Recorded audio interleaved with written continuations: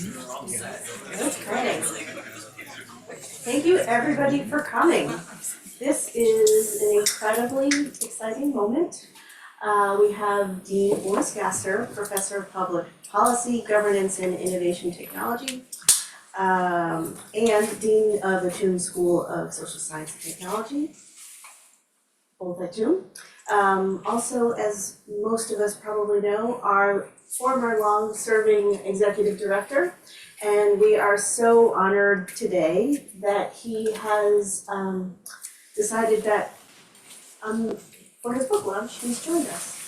So we're talking today about Guardrails, Guiding Human Decisions in the Age of AI, which Urs wrote with Viktor Mayer Schönberger.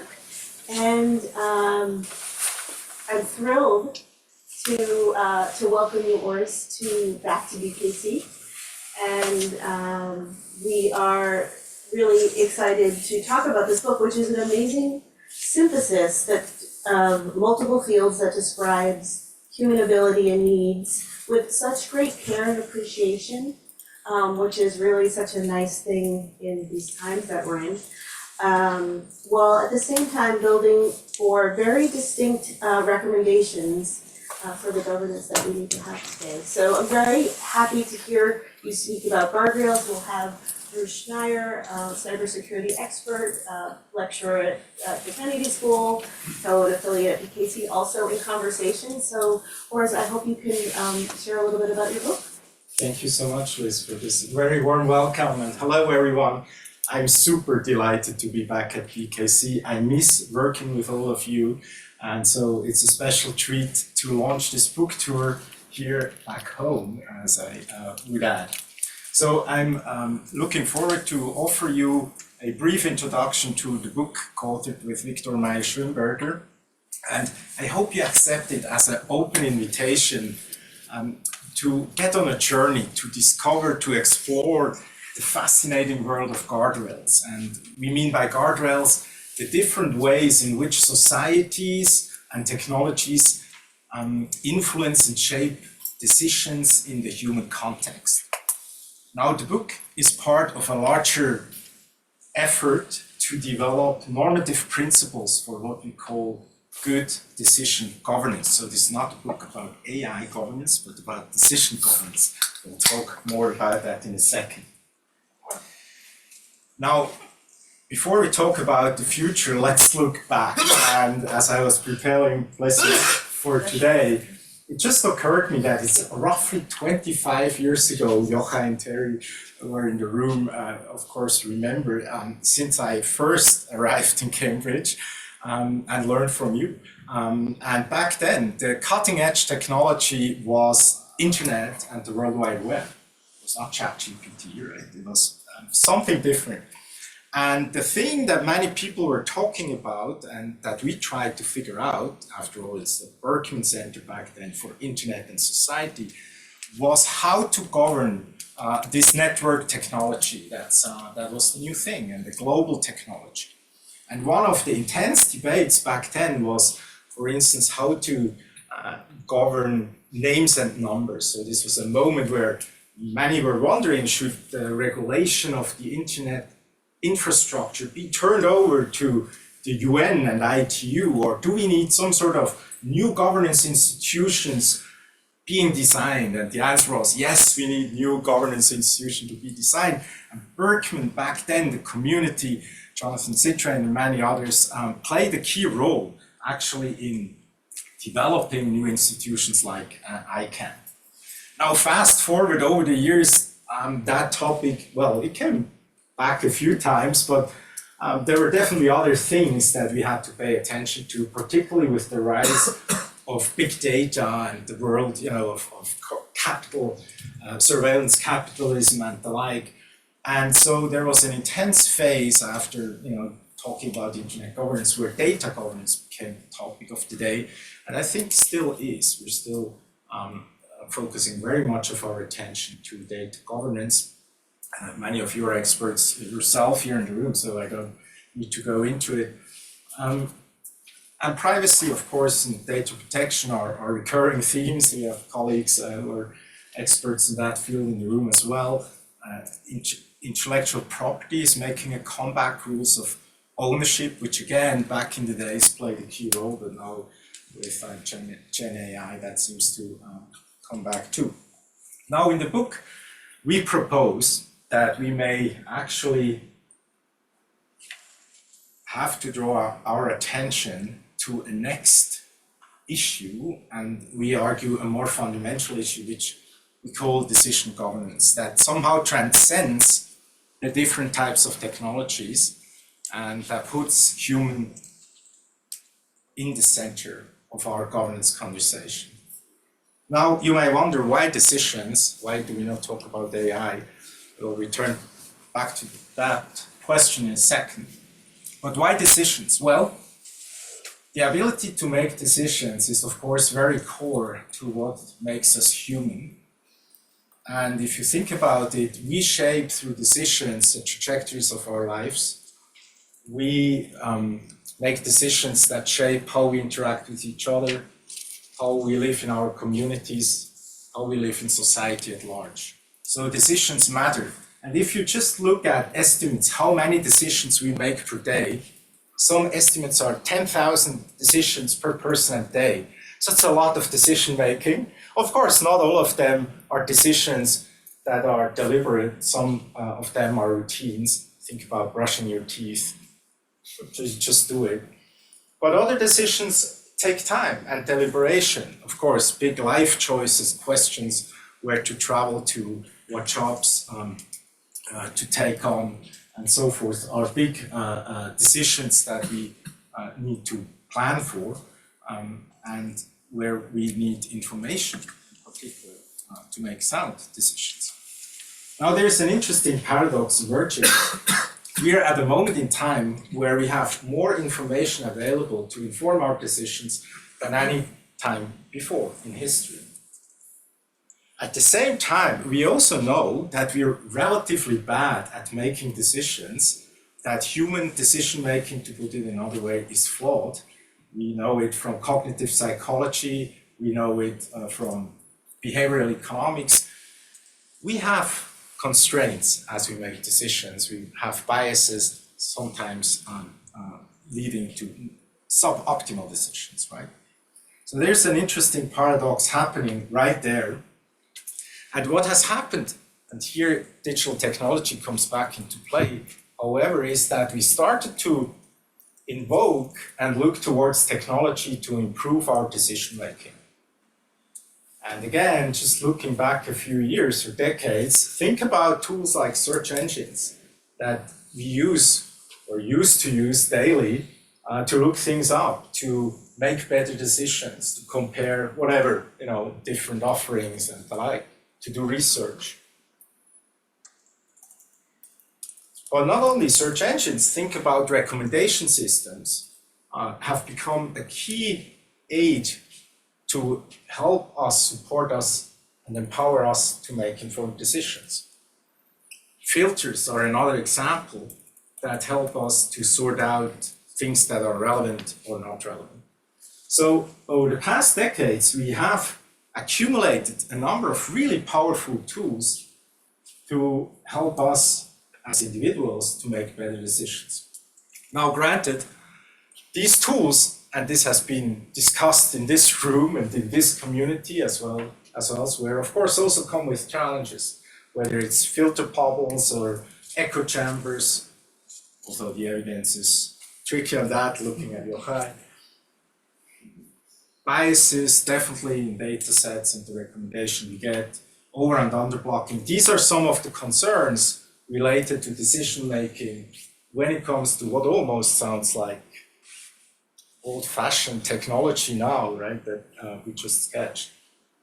Now, we talk about these things in the book, but I don't want to go into detail here. But want to be optimistic, hi Charlie, the right moment, want to be optimistic about our ability to make better decisions using digital technology. I do think we have very powerful tools that can help us to make better decisions.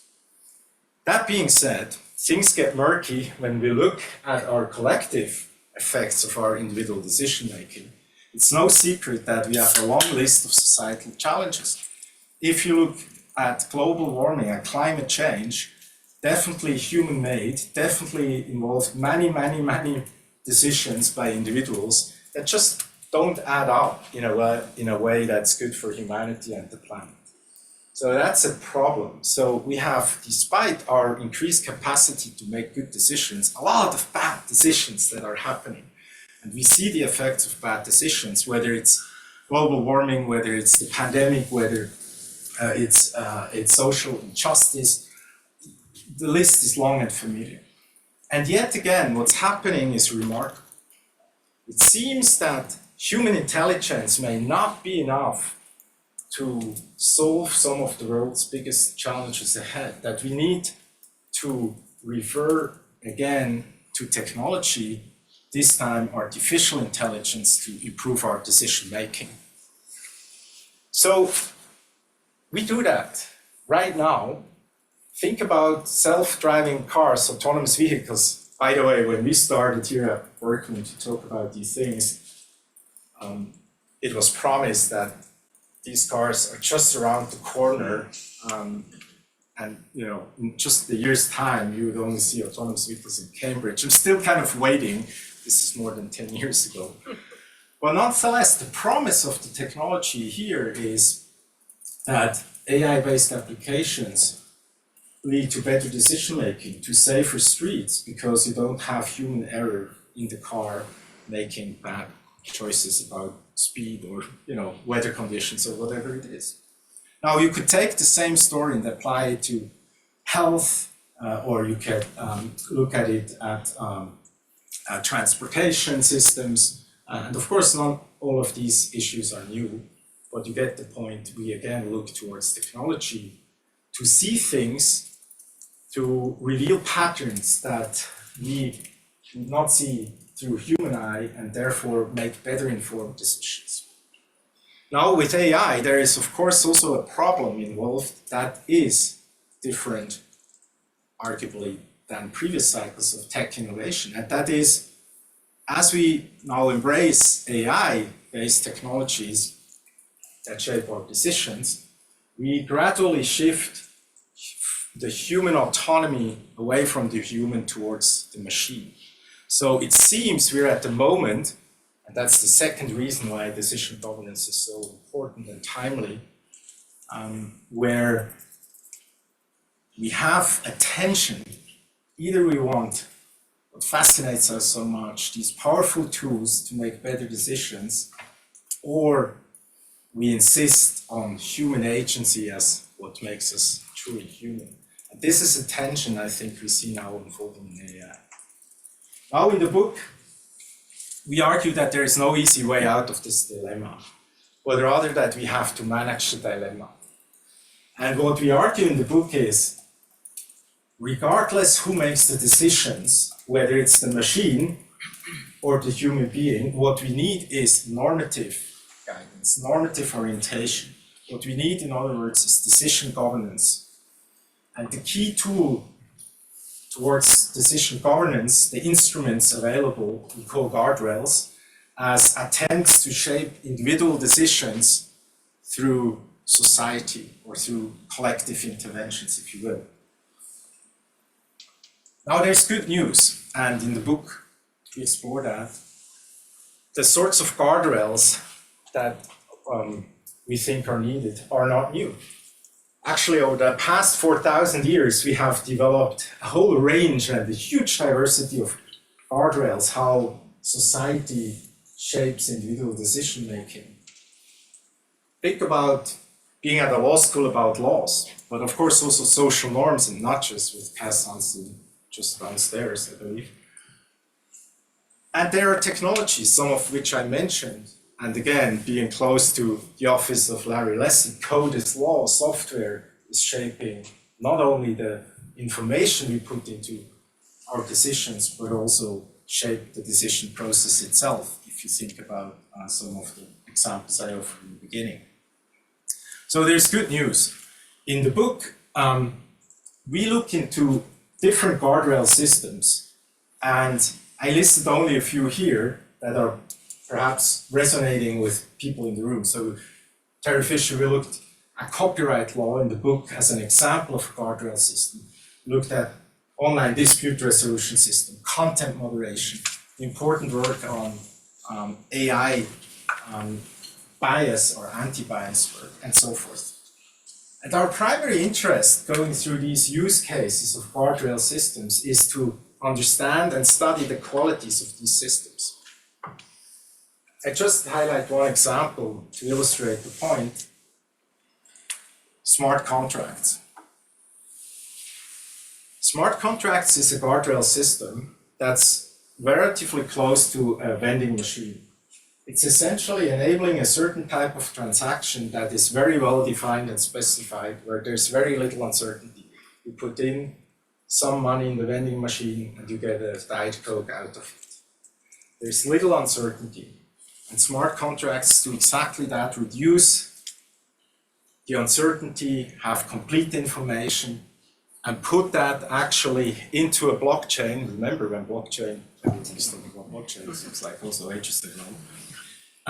To fix the decision and to fix the transaction in a way that it cannot be altered without people recognizing. Now that's a guardrail system that's very rigid. Contrast that system of guardrails to contract law as we study it, as a lecturer teaches it, as I just learned, where changing circumstances are already part of the guardrail system.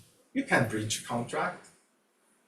Contract law envisions and understands that things may happen, that the circumstances, the road trajectories may change, and offers the kind of plasticity and flexibility to deal with such changes. So I'm just using that example and contrast to give a sense what the book is interested in, which is to understand these different guardrail qualities. Because there's a problem.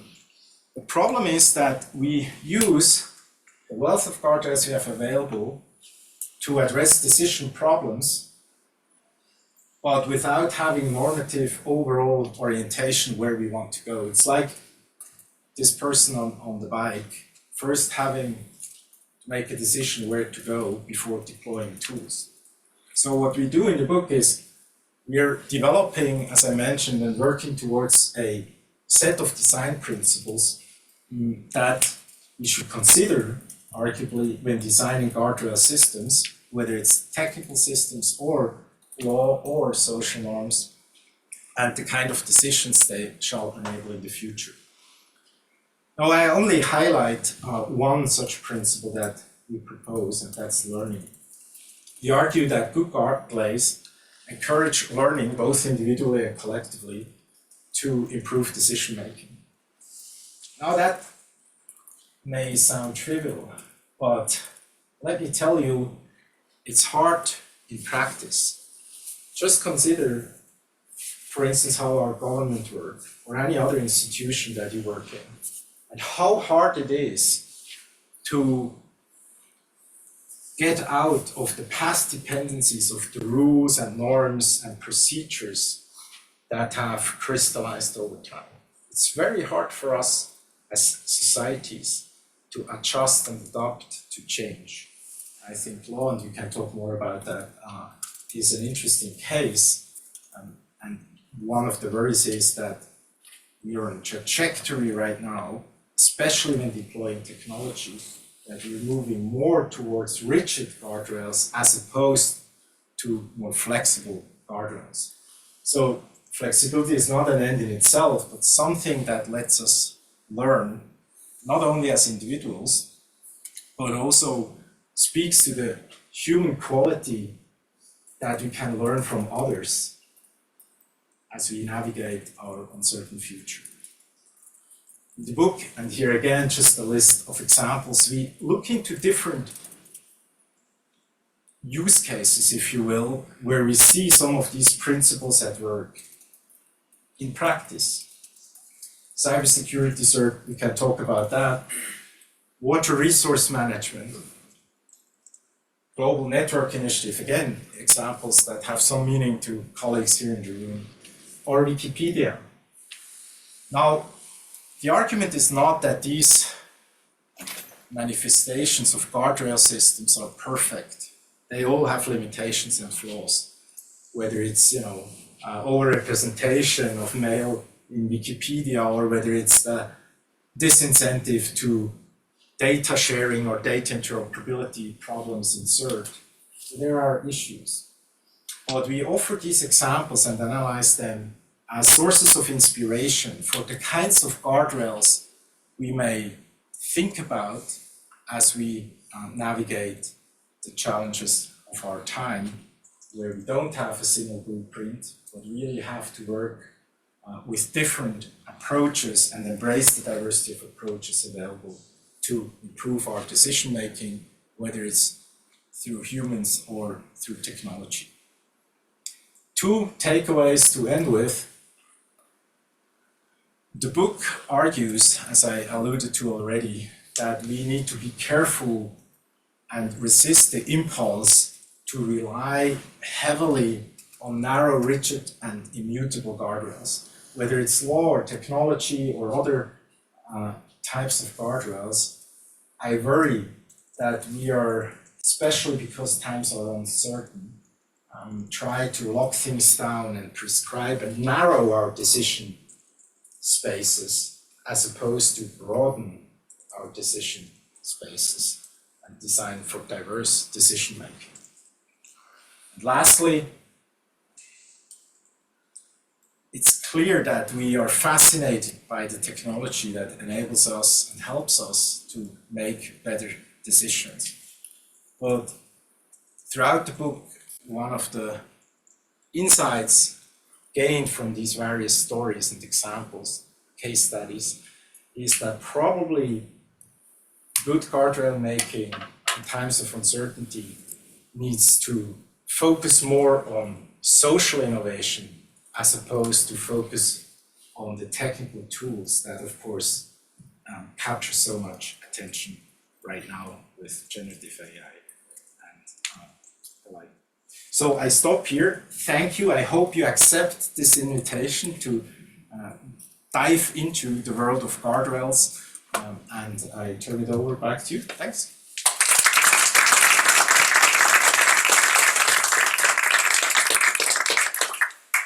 Thank you, Urs, for that wonderful introduction to the world of your book. And I might just start where you left off, which is this idea of not being too rigid in our thinking as we put together these guardrails with whatever category they might be, whether they're the legal, the technical, or the social. And I might pass that to you, Bruce, because I noticed that was resonating a little bit for you. And I wonder, as you think about what guardrails you'd like to see, and what kinds of systems you would like to see be designed, whether it's the technological solution, the social solution, et cetera, what you might think of how to set up such a system like this. So I feel like that's one of the fundamental questions we're dealing with today. Want to take a few minutes or just Go for it. So actually I want to let you all in on a little secret about book writing. More into the mic, please. So there's a secret about book writing. Urs basically spent 2023 writing this book. Probably finished it, I'm gonna make this up, spring 2022. Finished it up maybe spring of 2023. Then it goes to the publisher and disappears from his head for about a year. Then the book is published, and the publisher expects him to be excited about it. Whereas it is almost certainly, like, I did this 2 years ago, stop asking me about it. So that was phenomenal. And I know that's hard, because I know you're thinking about different things. I was really struck with the notion of decision-making as a place of intervention. And I actually don't think it's that we make bad decisions. I think we make great decisions. I mean, the fact we're successful as a species is testament to the decisions that our ancestors made over the generations. It's that the complexity of our social technological systems have outstripped our capabilities. So our decision-making is optimized for living in small family groups in the East African highlands at 100,000 BC. You're great at that. Like 2024 Cambridge, not so much. And so when I'm listening to you talk about decisions, I'm thinking out, there's another book called Power and Progress. And I forget the authors' names, they look at decisions as predictions plus judgment. And their point is that throughout human history, they've been the same. But now we have a technology, AI, that is a prediction engine. That is what it does. So we, for the first time, can truly separate out predictions plus judgment. Again, where does AI help in that? So who gets to constrain our decisions? You talk a lot about we need this decision governance. Who gets to govern our decisions? Well, it's society. Like some decisions are, you're not allowed to make. We decide that. Others can affect our decisions that in a way that is legal. I mean, basically, when you go to a website, when you choose a website, you don't free choose a website. You pick one of the top 10 things Google suggests. And Google gives you a decision architecture that you're really constrained by. Or this can happen in ways that we don't accept. So you think about different prompt injection attacks on large language models, which will go into the prediction engine. And we know that, at least with current technology, we're unable to prevent those. So our decision making is affected in ways that we not like, but we allow and then we disallow. So my question is, we are increasingly have to delegate decisions to technology. Now, sometimes this is easy. I am totally cool with my thermostat deciding when to turn the heat on. Right? I don't care. It does that, does it every day, it does a great job, I'm not paying any attention. I'm a little more concerned for an AI making policy decisions. There I really want the recommendation separate from the decision.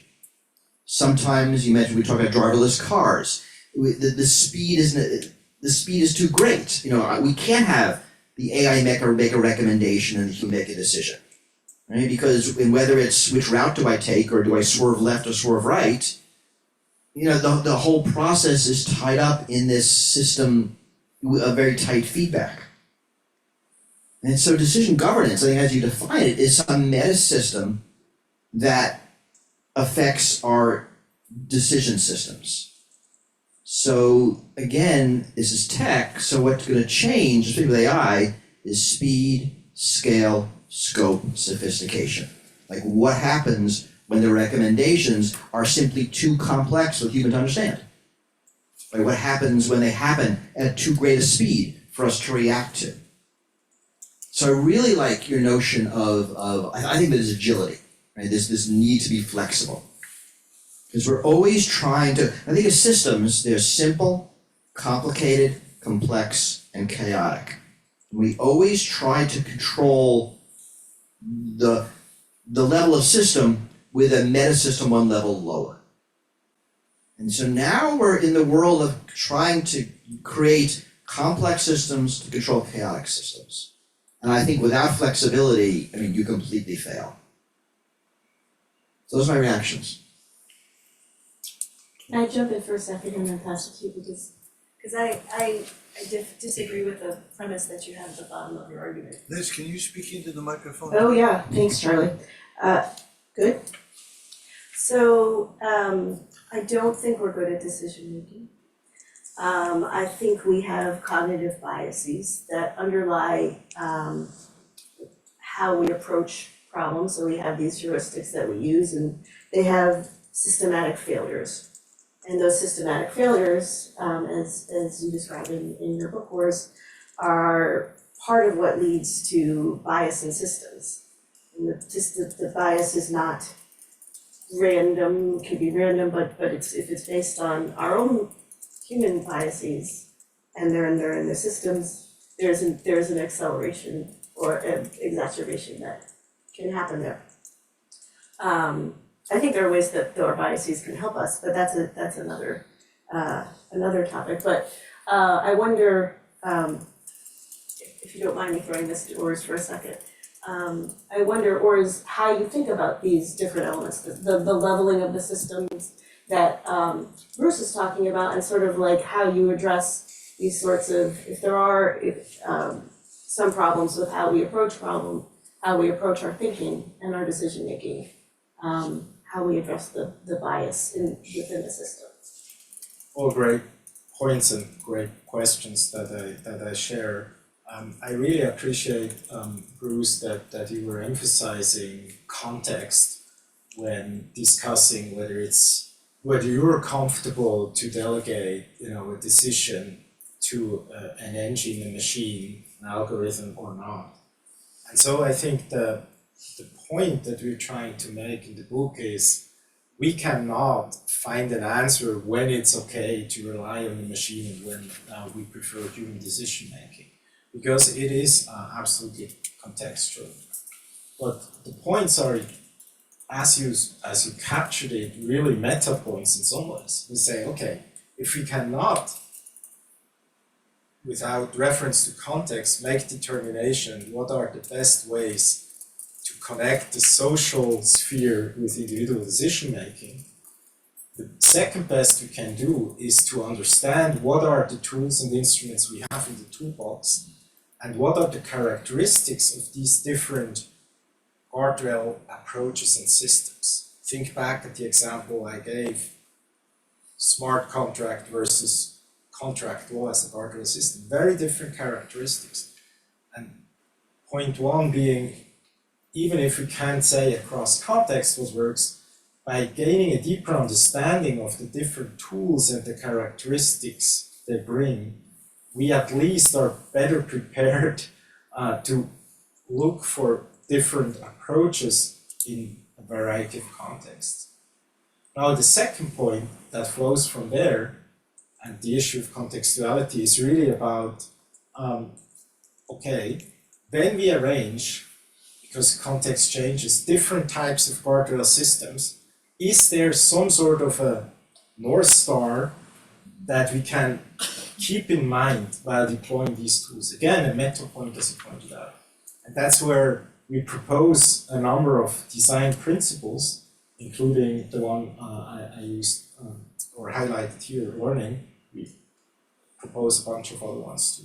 So this is just kind of to basically reflect back on your important points about context, about diversity of mechanisms and approaches available, and the importance of tinkering with it and experimenting with it, because there is no universal blueprint, but do so in a way that makes it more likely that overall, as societies, we're moving in a direction that's good for humanity and the planet.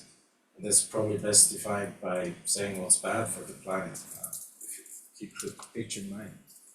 Now, Liz, to your point, so it's funny, preparing for this book talk, long conversation with Viktor Mayer Schönberger, and we were back and forth whether even to start and bring up the bad decisions versus, decision making, human flaws in decision making. And Viktor made a very good point, and I should follow his advice as always. He said, if you do that, people will not be interested in the book, because everyone thinks that we are good at decision making. Bias or flawed decision making is the problem of someone else, but not mine. My decisions are sound. And so it's also interesting, right? And I think, Bruce, your point again was spot on, and Liz as well. It's less the ability per se to make decisions. Sometimes you make terrific decisions, sometimes you make very bad decisions. But the context in which we need to make decisions, the world around us in which decision making has to happen, has changed, and I think we recognize that. Now this, as a final, just quick comment, brings me to your question about bias. The reality is, in some ways, bias means making distinctions. And as such, it is vital to decision making. Without making distinctions, it's very hard to arrive at any decision. Preferences are biases, are distinctions. Now the harder question is, which are the distinctions for certain contexts, we do not want to count as a society, as a community, as a group, whatever it is. And again, the decision context in which we find ourselves is putting pressure on finding an answer to the question, which are criteria or distinction that we find no longer tolerable, or we may find leading to decisions that are bad for certain communities or for society at large. Well, building on what you're saying and also what Bruce was saying, one of the examples that you give of both a problem with bias and then a problem with, and then sort of a successful way of dealing with some of these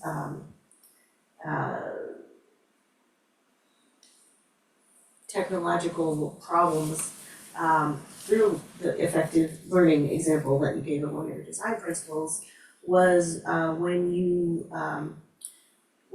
wrote about CERT as an example of an organization that was put into place that allowed for later certain kinds of transparency and communication to happen that were very much along the lines of, Bruce, the kinds of systems that you were talking about.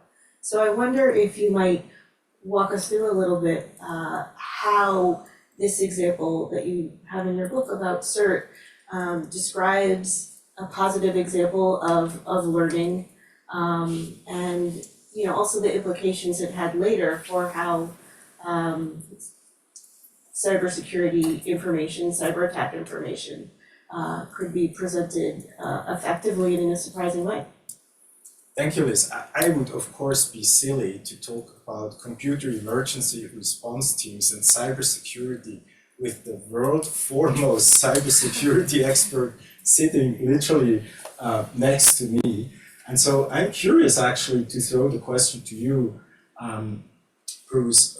In the book, we're using and looking into this some sort of organic, networked community of cybersecurity experts, some of them working for government, some of them in academia, some of them working with NGOs, tackling and creating practices around a big ecosystem level problem, cybersecurity, and like a ever-changing series of attacks and vulnerabilities and the like, and using and arguing that there's something to be learned about it from this network effort that brings together technical expertise, but also an organizational structure and the structure to share information real time at times, and basically make cybersecurity not so much an end goal that could be achieved, but a practice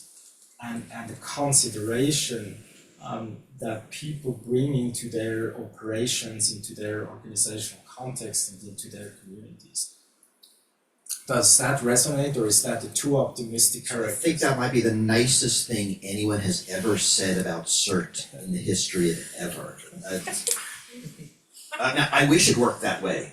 So I think you're right, and just before I actually read through that section of your book, I think it's an interesting example because I think in theory, I think you have it right. And we're kind of in the decade where those certs, and certs are national. I think that the cert, it's more formal than you think. Countries have a cert. There's a Japan cert, there's an Australia cert, there's a UK cert, there's a US cert. And there's supposed to be some information sharing. You know, information sharing in cybersecurity is everyone likes to get information, no one likes to give information. So it's like they all failed kindergarten in sharing.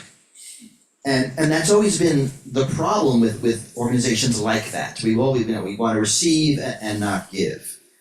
We're now, in a decade of a much more complicated, dangerous world where there is more sharing at that level. The neat thing about CERT, and another thing that you're pointing out, is it's not like treaties and nation sharing. It's like techies talking to each other. So it's much more high bandwidth, much more informal. The facts matter more than who's on whose side, who is in alliance with who. And that feels like the kind of flexibility you need in any system where threats are evolving, where things are changing. But, I wish certs worked as well as you describe. But that doesn't mean it's not a bad example. And I think the failings of human systems are our failings, but it doesn't mean we don't try. And I'm intrigued about the notion that, especially in a lot of these systems you're talking about, that these transcend national boundaries. These aren't systems that fit neatly in countries where a national law can, solve the problem. So I think you're going to need that kind of lower down, more techie conversations. Thank you. And again, I'm grateful that you realize that we're not saying these as examples work perfectly, but as I said in the talk, right, this is a source of inspiration for the kinds of mechanism that show us what range of options do we have available when addressing really thorny problems. It's not that we would have an alternative, correct me if I'm wrong, of any institution that would have solved the cybersecurity problem, right? So CERT may not be working as well as one would wish it works, but I don't see many other guardrail systems that do a much better job. So, again, glass half full, I think. So actually, I got a question for you. When you think about these guardrail systems, who in your mind decides what they should be, when they're working, when they're not working? What does a governance structure look like when you think about if a modern technical systems that need these guardrails? The point is they look very different Yeah. from application area to application area. And so I think really one of the hard questions is how do we think about the legitimacy of these guardrail systems? And then looking at Yochai, who did obviously a lot of work on Wikipedia and new forms of peer-based governance, I think that's in certain application areas absolutely powerful. Now again, with flaws and shortcomings, but I think the reality is we will not see probably one single solution governance model that applies across all contexts and challenges that we touched upon, but rather that we embrace the wealth of different approaches, understanding what different governance regimes can and can't do, and combine them in a smart way in the sense that we're headed in a direction that doesn't screw us up even more than we are already. Well, we have an amazing group of people in this room, so I'd love to open up the floor for questions or comments. Comments, please. Comments more than questions, comments more than questions. You might get a question though. We'll start with, we have a lecture over here. We'll start in the room, but if there's anyone in the virtual room who wants to type in questions, we have someone here taking a look and who will be able to read your questions after some in-room. If you make a long comment and just say, what do you think after it, that counts as a question. And I see that we have Terry up next in the back after. So we have Charlie too? Yeah. May I go? Please. Urs, I am so delighted to have you back with us. It's wonderful to see you. I have a question that goes to the issue of whether, as the machine becomes better at making decisions and exceeds our ability to make decisions to the point where Bruce relies on whatever, when that gets to a point where the machine is really good at make decisions better than you make them or I make them, would we regard that as a step ahead? or a step back? We're I stepping rely on into the a, we're whatever for a while, so I didn't know that. stepping into a world in which, in order to get the answer to a difficult question of judgment, you press a button and it tells us the answer. Does that atrophy the judgment muscle that we exercise because we've mastered words and can speak with each other, and we've mastered words so that we can think in amazing ways and make this society move forward like Zap, you're saying? It all seems like Wall-E. It all seems like, I love the question, Charlie. Yeah, okay, go. Thank you. I think it's a very dangerous path to rely on machines, even if they make better decisions. And Do you have the you- microphone? I can't quite hear. I think it is, I can hold it like this, so maybe You better. normally speak up loud enough so I don't need it. All right, so, okay, I tried to speak up. Charlie, I think you're absolutely right. I share your concern that we want to resist the temptation to delegate decision-making wholesale to machines because they are outperforming us across, all areas.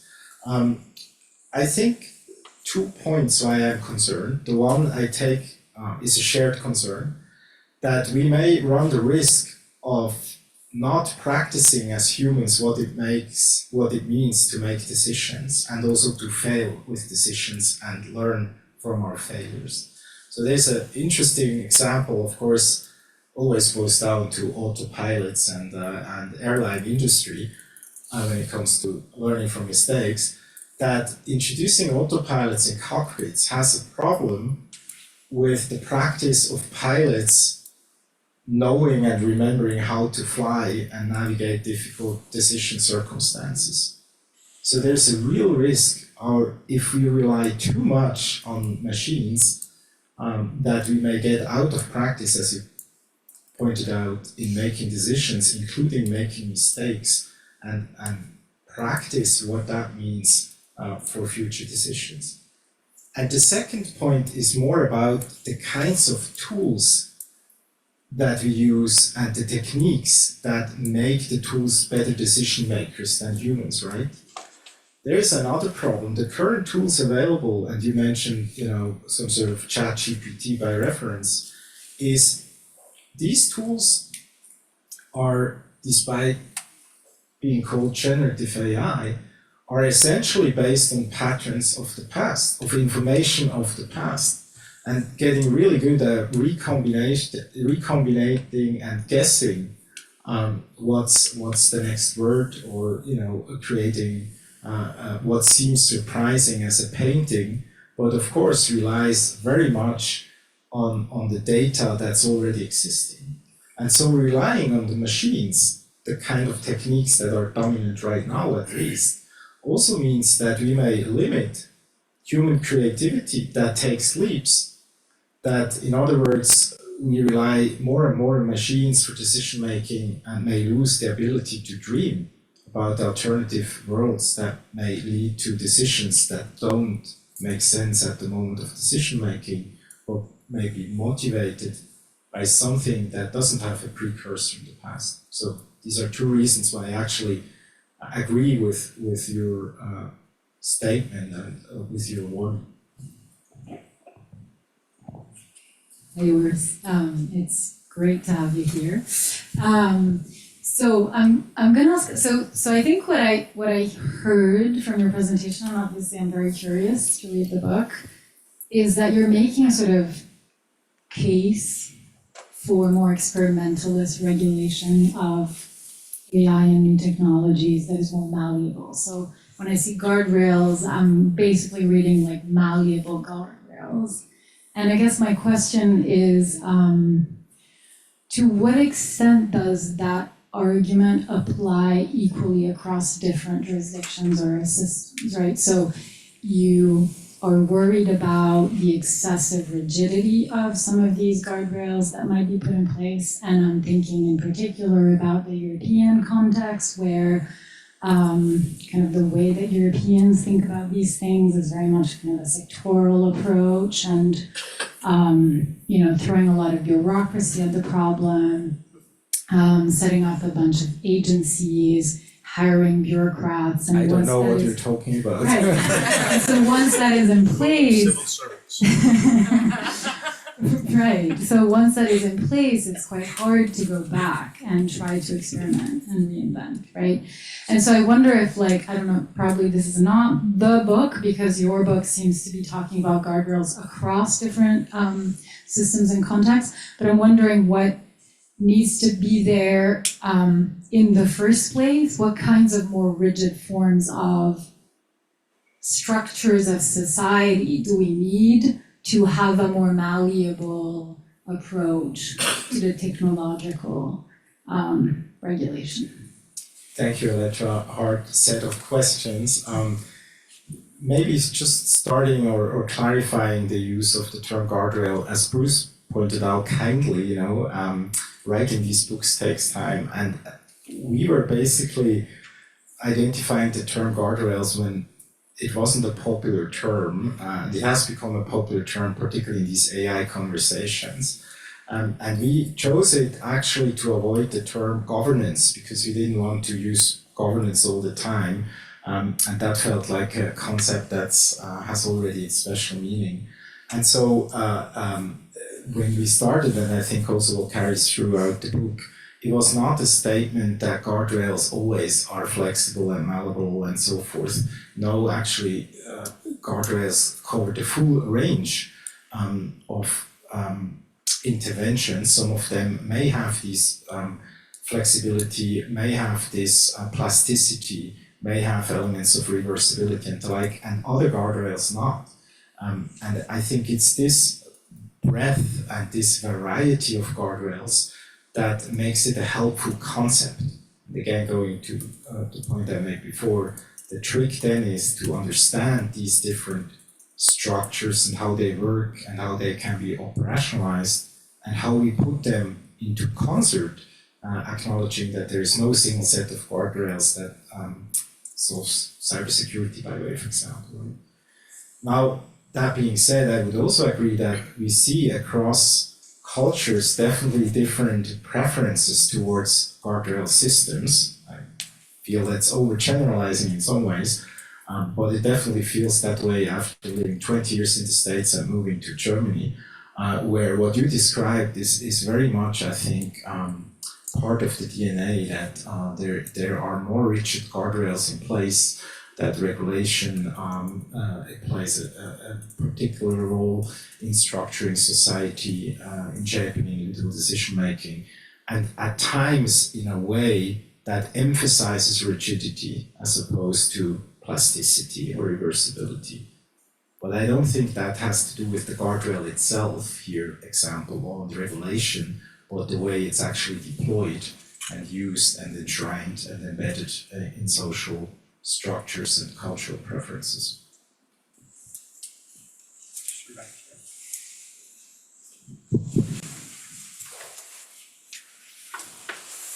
Urs, it's lovely to see you again. It's a reminder of how much better it is to engage in person than via Zoom. We've seen each other often in the last couple of years from a distance, but this is different, so welcome back. Thank you. I'm uneasy about this argument, and not about its value, but about ways in which it may be hazardously incomplete. So we try to express the unease in two directions. First direction,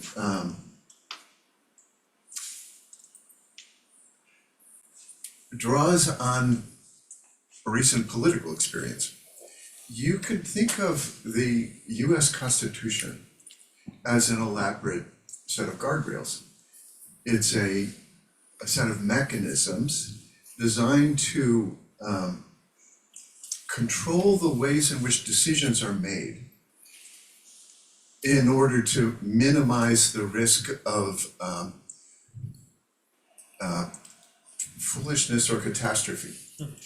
And the guardrails are in part an identification of who participates in decision making, with some limits on the kinds of decisions that can be made that look more like the guardrails in the ordinary sense of bars on the edges of roads. So most of the provisions of the 14th Amendment are guardrails in that hard sense, whereas many of the original conceptions of the Constitution are designed to identify who decides under what circumstances.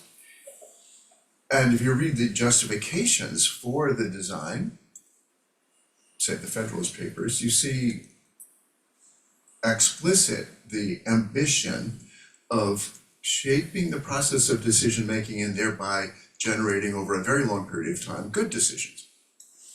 Okay, so here comes the source of unease.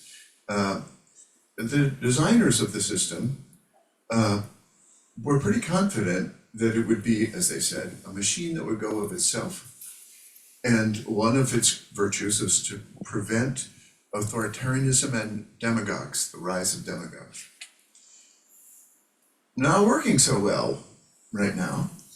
Now, it was mild unease, perhaps, insofar as they put it together 200 years ago. Perhaps it just wasn't sufficiently modern set of guardrails, but at least raises a doubt about the long-term viability of the strategy of generating good outcomes through regulation of the processes of decision making.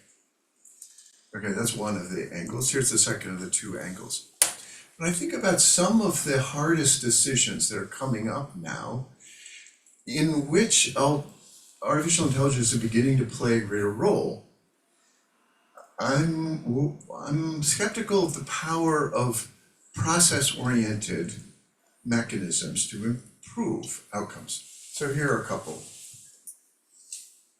Artificial intelligence is being used increasingly often now to identify promising chemical compounds for pharmaceuticals. And it's accelerating to an extraordinary degree our ability to identify biological targets and the drugs that will address them. What are we going to use for guardrails there? Some crucial decisions affecting the human race are at stake. Should we address infectious diseases in developing countries? Should we address neurological diseases, Alzheimer's, Parkinson's, that are flourishing throughout the world? Should we address common illnesses that affect to a mild degree everybody? Or should we focus on catastrophic but isolated diseases? These are all hard normative questions that are going to be affected by how AI is deployed in this setting. And it's difficult for me to think of guardrails that would improve that. I'm thinking now of shifting metaphors. You need some ends as well as means to figure out how we want to shape this path.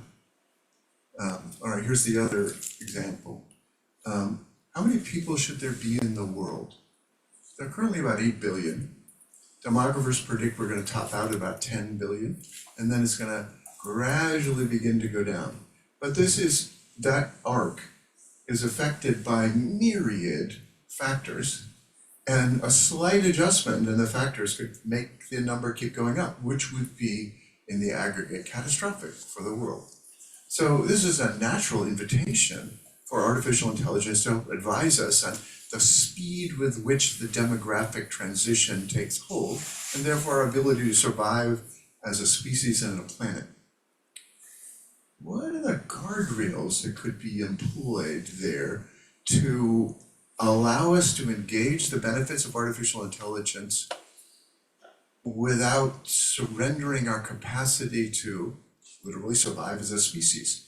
It seems to me, again, some articulation and reflection on ends, on the goals, independent of the channels that we erect to try to move us in one direction or another, is going to be necessary.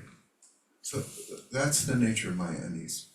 Thank you, Terry. And clearly, I didn't do a good job to clarify what the goal of the project is. I think I start with your second point. It's precisely the point that we need these normative priors before it makes sense to deploy guardrail systems, right? And I think there is no way that the guardrail choice or the guardrails themselves can tell us where to go. Think about the guy on the bike with the 3 options in what direction to go. That's a societal conversation we need to have. That's what democracy is about, to figure that out. And only then, once we know in what direction to go, and this is the point that's not trivial in my view, we can figure out the guardrail systems we want to put in place to work towards these ends and these goals. So it's not that the guardrails give the goal, but they secure some sort of, or shape the way how we get to the goal. And it seems we have very different options how we chart our path towards these goals that we need to negotiate as a society. So in other words, I would absolutely agree with your points that the first challenge is where do we want to go? And the second, what guardrails do we need to put in place? And the book is very much making this argument. Now, the first point you made is a really hard one, right? And that is exactly that even if guardrails are put into place and it seems clear towards what goal the guardrails are deployed, like your constitutional law example 200 years ago, that circumstances may change and that the guardrails themselves may be too weak or not suitable or not address the hard problems, or that the goal of society has changed, the kind of society we want to live in. And so I think there, another important, and I find it helpful characteristics why guardrails may be an interesting frame comes up, which is it also allows us to have these debates and critique guardrails and critique their shortcomings and argue, do we need different guardrails? Do we need stronger guardrails? Do we need guardrails that are more rigid or less rigid? So in a way, I see it partly as a feature of what you're describing, that we have these debates about are the constitutional safeguards good enough or not 200 years later. That to me is a conversation that we need to have and practice, but it's helpful when we have these conversations to understand that we can design and shape the guardrail systems and have lots in our cultural reservoir to learn from and deploy as we revise, update, or reimagine our guardrail systems, including constitutions. Now, the last thought I had on your constitutional example. One thing you didn't mention, but alluded to, I believe, is of course that there is a meta principle in the Constitution itself, which is the rule of law, as a meta principle that constrains how far guardrail systems reach into the kind of decision making that you shape, that you reference, right? And so, while I would share your skepticism or concern that the constitutional guardrails are up to the challenges of our time, there may be still elements within the guardrail system law or constitutional law or US constitutional law that may actually stand the test of time, which is the idea that guardrails need self-constraint, that they shouldn't become all-encompassing exactly because they may be limited in what they can accomplish as circumstances change over time. So that's maybe a more positive look again at essentially the same set of guardrails. Thank you. That's very helpful, thank you. We might take just one more from the Zoom. I know we're going a little bit over. We will have the reception after though, if you want to come up and ask the author about his book or give him comments. Because we haven't been doing the comments, we've been doing some hard questions. Feels like back in the days when I was your student, guys. All right, I echo and share Terry's point that having you here in person is just such a joy. I'm so grateful for the guardrails you've put into my life that have helped me chart my course. So thank you, Urs. Here's a comment from the chat that I really love. Decision making has to encompass empathy. So I'll just drop that there as the comment. And here's a question on a topic that I know is dear to your heart. You mentioned that one of the priorities that Guardrails should aim for is learning. Can you speak more on this? On its face, learning is something that many, if not most people, would agree should be encouraged, but there are numerous conflicting notions on what constitutes learning. So, can you speak on that? Round us out. That's a terrific question. I will think more about it. I think Well, with that, I think we can thank Urs for his time here and we can enjoy the discussion. And really, it's a really wonderful book, so I hope you all will give it a shot and take a look at it. Thank you, Urs. Thank you so much for having me. Thank you, Thank you. Urs. Thank you.